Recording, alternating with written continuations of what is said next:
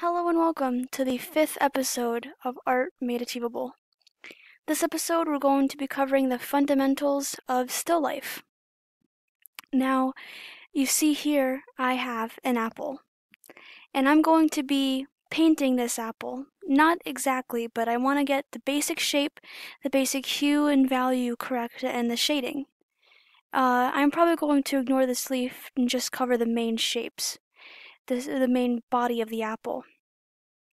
Now, the most important thing about beginning a proper still life, which being able to do still life, being able to draw and paint from real figures, from real life, is the fundamentals. Are the fundamentals to being able to do art properly and to understand the basics of how to make your art look good and aesthetically pleasing. Our brains base everything that we see off of our own perception of what we think we're seeing. So if your apple that you're drawing in your animation or webcomic or whatever it may be doesn't look right, it's going to trigger that something's wrong part of our brain. So you want to be able to draw something that can be interpreted as semi-realistic, or at least as the object that you're trying to make it look like, and not just a circle, with a weird stem, you know? So, to be able to develop those fundamental tools, you have to be able to do a proper still life. That doesn't mean you need to be able to exactly pull from real life. You don't need to be able to make something look photorealistic, but you need to be able to make it look comparable to real life. So, the most important thing when beginning is to get the shape correct. And how I'm going to get the shape correct is by making the size small and tracing around. Now, if you're doing this on paper, you can't really trace, but it helps to put your paper up against light, put your paper over the object, and to trace around the shadow that you see.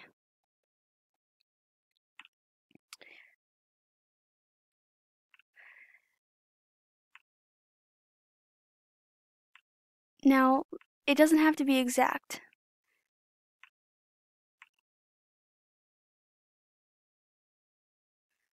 But it has to be comparable.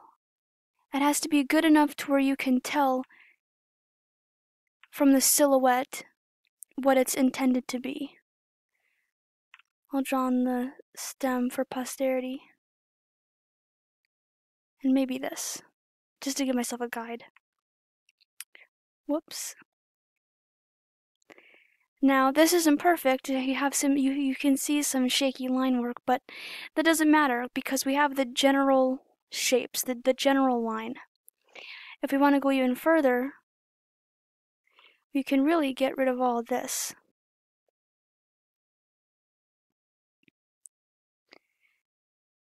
And just have the silhouette. But I find that to be generally kind of unhelpful. Now I can fill this main body in with this red that I have, and begin painting. When we paint for a still life, we just want general shapes. We're going to start with general shapes, general colors, and work our way down. So I'm going to grab a wet brush, try them out. I think that works.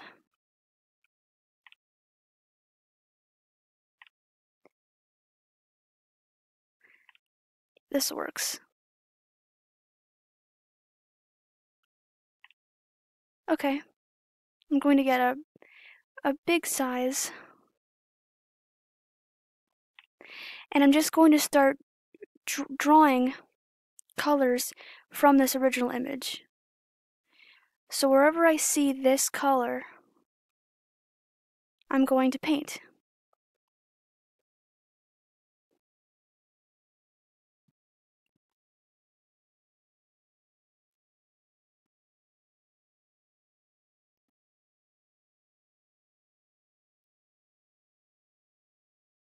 And don't worry about going over the lines.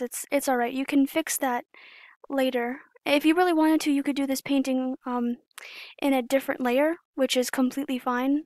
And it's something that I do sometimes for convenience sake, but it feels more authentic and it feels more, it just feels better to me personally to do it all in the same layer. But again, it's all about your personal preferences. It's all about what makes you feel comfortable. So if you really prefer to do it on, to make every single color its own separate layer, then you do that. There is no right way to do digital art. There is no right way to do any type of art.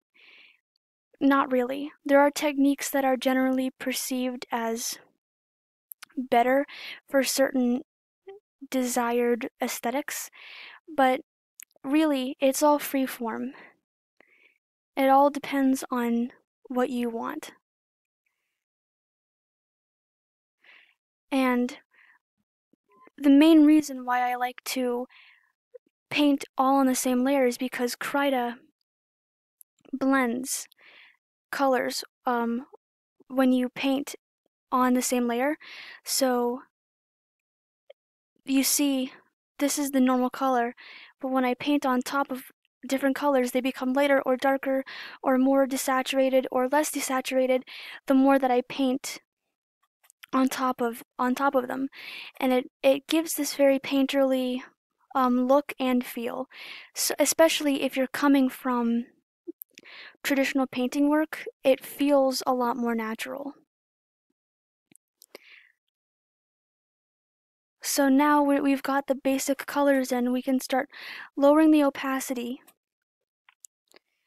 and trying to do some more detailed work.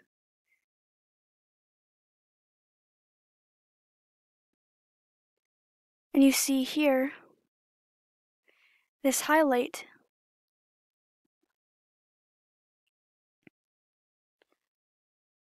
I might have to do this on a new layer, goes across this rim, which we have established.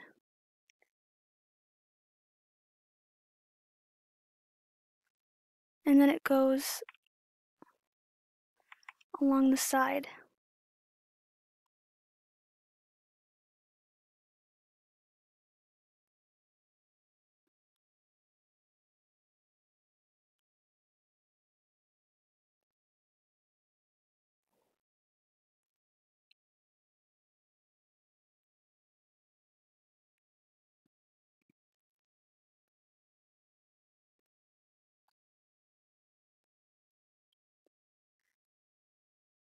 So if you just continue like that,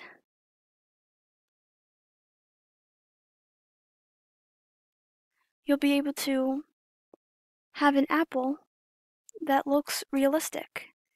But we're not, like I said, we're not going for photorealism. We're just going for something that looks like an apple. And that can really mean a bunch of different things. Also, for something to be an aesthetically pleasing and well done still life, it doesn't have to be photorealistic. Like, you don't have to stick exactly to the shadows or to the exact highlights or exact textures. You see, I'm being a little bit freeform with how I do it. I'm just blocking in colors. I'm using different opacities. I'm not going to put in this dotted texture because I don't feel it necessary. And that doesn't devalue my still life. at all. It doesn't make my still life any worse than a piece that is photorealistic to this apple. It's just a different style of still life. And being able to draw from life in a way that is within your style, as this is in my style, is a very good skill to have. It will inform your other skills and feed into your ability to draw from life, to paint people, because it teaches you the skills necessary to look at the shapes, look at the colors, look at all the components necessary to make a figure or whatever you're trying to draw look right. Like I said, our brains are so built to see objects, to see faces in a way that is informative of what we